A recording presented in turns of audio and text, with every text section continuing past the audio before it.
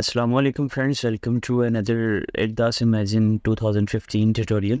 And in this tutorial, we will see that how can you add a base map in your Erdas Imagine 2015 and how can you create a shapefile in this. So for adding a base map, you need to go in your home tab and then base map, and from here you can select your map. So here I have OpenStreetMap and just hit it, and this will always depend on the speed of your internet.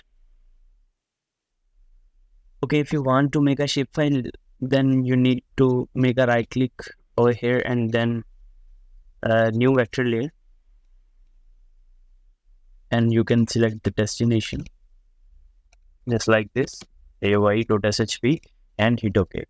So select your type, point or etc. I will go with the polygon and hit OK.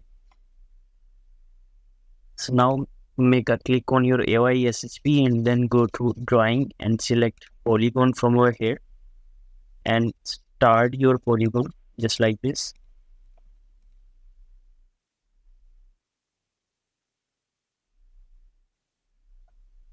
Make a double click and complete your polygon. You can change the styles from over here, line style just like this, and a lot of customization is available for vector dataset. And now make a right click over here and then save your layer just like this. So now if I will remove this one from over here and change your symbology and make a right click over here and open a vector layer, go toward your file destination, it does, and from over here this is your SSP just like this. So if you want to see the attribute table of your shapefile, then you can make a right click over here, display the attribute table, and from here there is only one polygon and its area, its perimeter, and its ID. Okay, now here Erdas Imagine also support another type of extension for vector dataset, that is .AOI.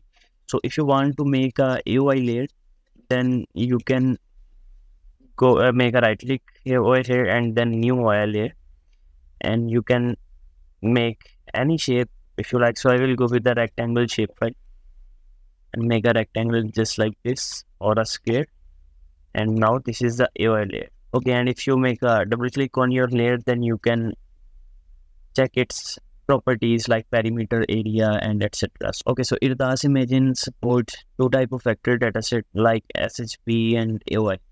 Okay, in next video we will see that how can you perform spatial subsetting, like how can you clip AOI, a region of interest, from your raster dataset. So many thanks, take care, Allah.